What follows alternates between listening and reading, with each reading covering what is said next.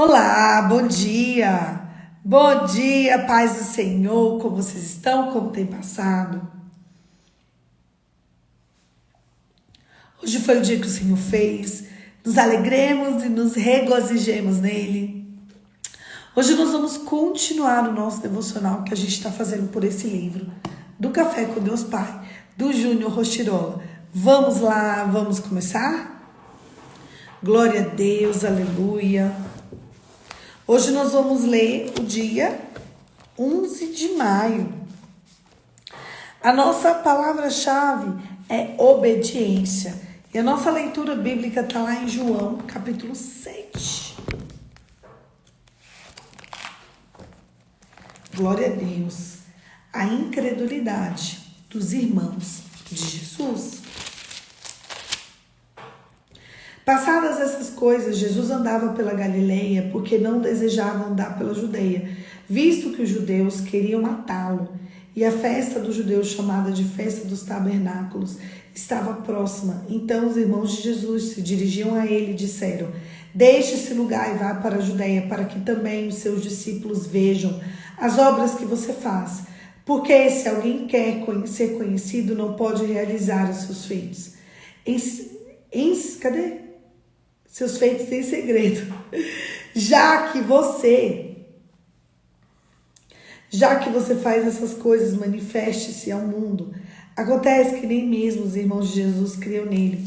Então Jesus lhe disse: o meu tempo ainda não chegou, mas para vocês qualquer tempo é oportuno. O mundo não pode odiar vocês, mas a mim lhe odeia. Porque eu dou testemunho a respeito dele, dizendo que as suas obras são mas vocês vão para a festa. Eu não vou porque o meu tempo ainda não se cumpriu. Tendo dito isso, Jesus continuou na Galileia. Jesus na festa dos tabernáculos. Depois que seus irmãos tinham ido à festa, Jesus também foi, não publicamente, mas em segredo. Ora, os judeus procuravam na festa e perguntavam: onde é que ele está? E havia grande murmuração a respeito de Jesus entre as multidões. Uns diziam: ele é bom, outros afirmavam: não, não é. Ele engana o povo, entretanto ninguém falava dele abertamente, por ter medo dos judeus. As controvérsias entre Jesus e os judeus. Quando a festa já estava na metade, Jesus foi ao templo e começou a ensinar. Então os judeus se maravilhavam e diziam: como é que ele pode ser letrado se não chegou a estudar? Jesus respondeu: o meu ensino não é meu, mas daquele que me enviou. Se alguém quiser fazer a vontade de Deus, conhecerá a respeito da doutrina.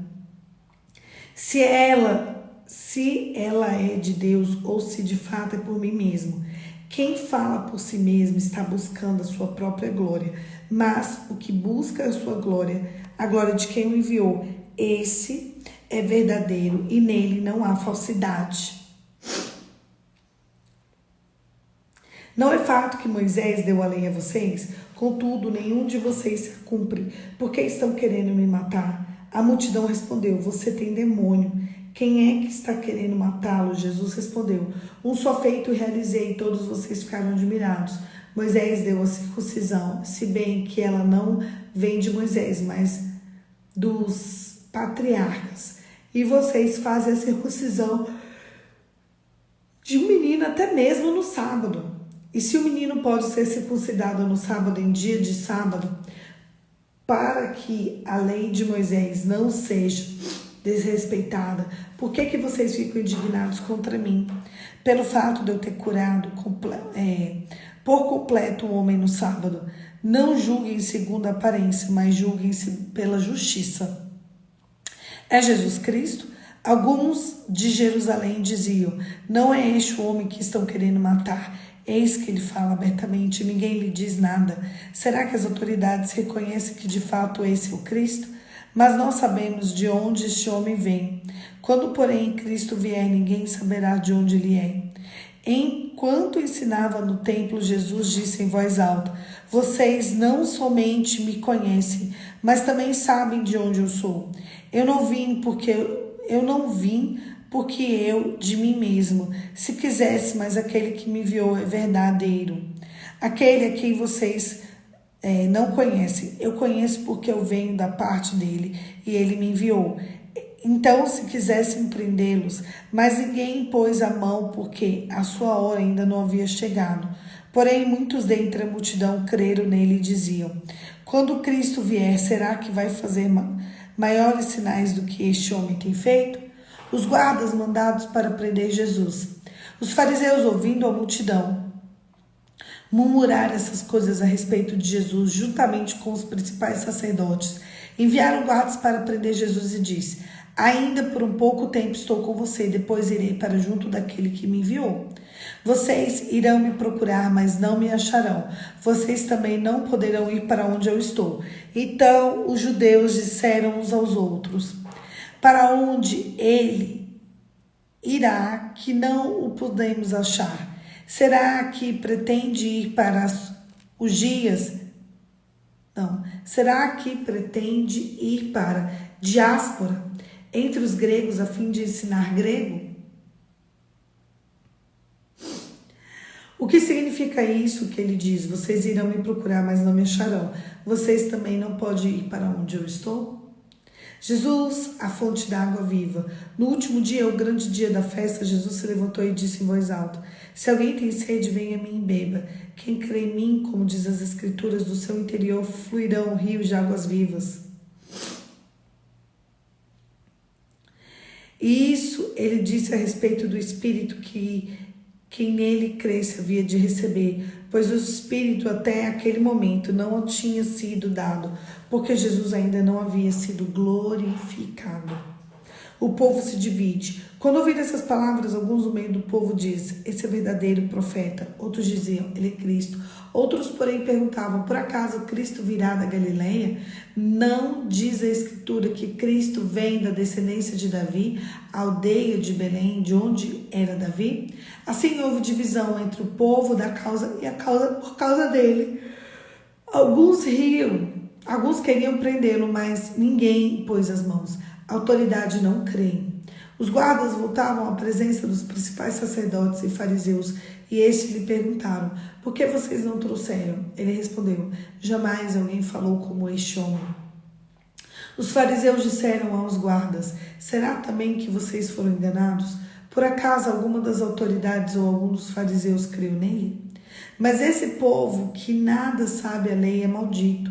Nicodemos, um deles que antes de ir conversar com Jesus, perguntou-lhe: será que a nossa lei condena um homem sem primeiro ouvi-lo, sem saber o que ele fez? Eles responderam: por acaso também você é da Galileia?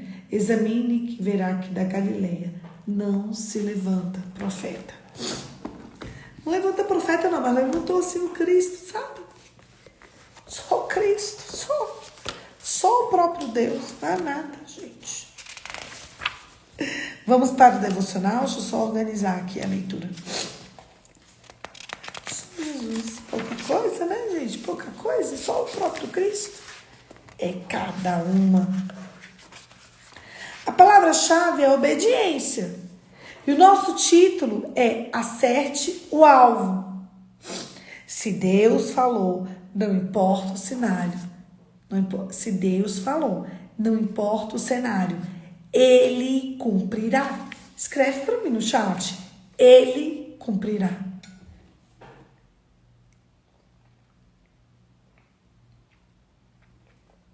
Ele cumprirá. Ele lhe diz: abra a janela que dá para o leste e atire. O rei o fez. Então Eliseu declarou: essa é a flecha da vitória do Senhor, a flecha da vitória sobre Síria. Você destruirá totalmente os arameus em Afec. Segundo Reis 13, 17. Nessa passagem, vemos o profeta Eliseu, nos seus últimos suspiros, declarar profeticamente que o rei Jeoás era como uma flecha, empoderando para o direcionamento que Deus liberou sobre sua vida. Cada flecha que ela era lançada pela janela simbolizava o número de vitórias que ele teria sobre os seus inimigos. Uma flecha não toma direção por conta própria, mas sim pelo arqueiro que a lançou. Da mesma maneira, a habilidade de lançar define se ele irá acertar o alvo ou não, bem como a distância irá alcançar. Aprendo que, como flechas, somos lançados por Deus em direção à sua vontade, para o lugar da forma que Ele bem deseja. Quando nos colocamos à disposição de Deus e nos submetemos ao seu tratamento e cuidado, passamos a viver os sonhos dele para a nossa vida.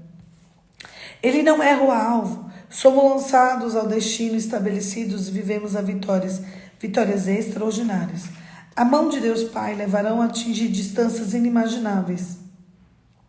Para isso, basta entregar a Deus o controle da sua vida, compreendendo que somos como flechas. Submeta-se e reconheça que, lançado por Ele, você pode ir muito mais longe. Mas o fato é que uma flecha precisa ser constantemente afiada pelo arqueiro. Minha pergunta é: você tem se submetido ao tratamento de Deus? Entendo que é necessário passar pelo processo para que possamos acertar o alvo.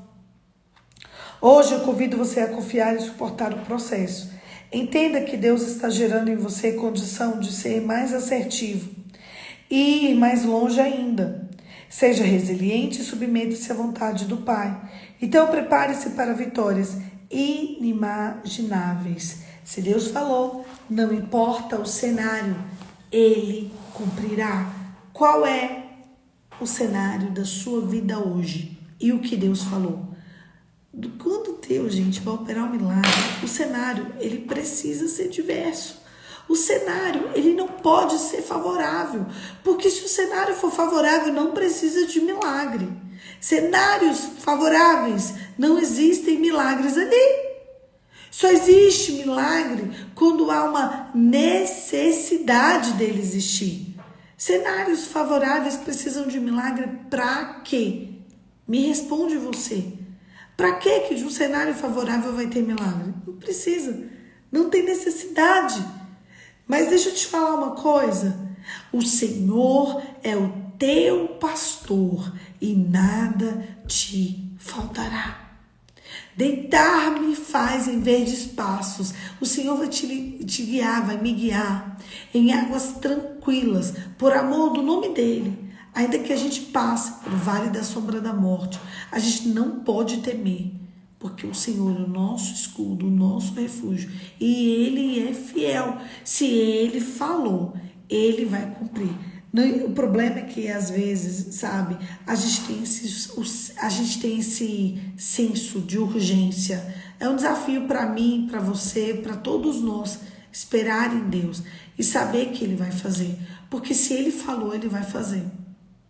O problema é que a gente tem um senso de urgência no nosso coração, como se as coisas fossem ter que acontecer para amanhã. E quem tem esse senso de urgência é criança. Isso só mostra a imaturidade do nosso coração. Quantas vezes eu pego, sabe, Senhor, quanta imaturidade do meu coração. Saber que Deus, Ele é um Deus poderoso. Deus, Ele fez a terra em 7 dias e dentro da terra ainda já tinha o ser humano. Incrível como Deus pode agir agora. Mas por que então que Ele não age agora? Porque eu e você não estamos prontos para a glória de Deus. O peso da glória pode destruir a nossa vida se a gente estiver do lado errado. Se a gente não estiver pronto para viver a glória de Deus, o peso da glória pode destruir o nosso futuro. E na verdade, Deus, Ele tem nos guardado e nos livrado, né, do outro, não é de nós mesmos. Tu entendeu? Você não entrou na terra dos teus sonhos e eu também não ainda, porque Deus tem livrado a gente de nós mesmos.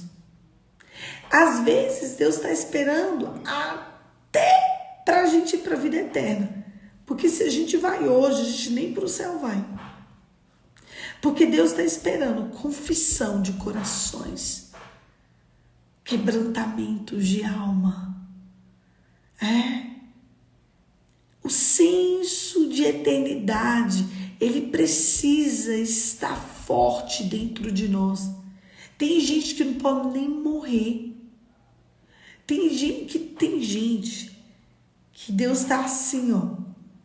1000 cairão ao meu lado, 10.000 à minha direita, mas eu não serei atingido. E não é porque ele tenha protegido de Deus, é porque Deus não quer perder a alma dele pro diabo. Então Deus está esperando ele se entregar para ter a vida eterna.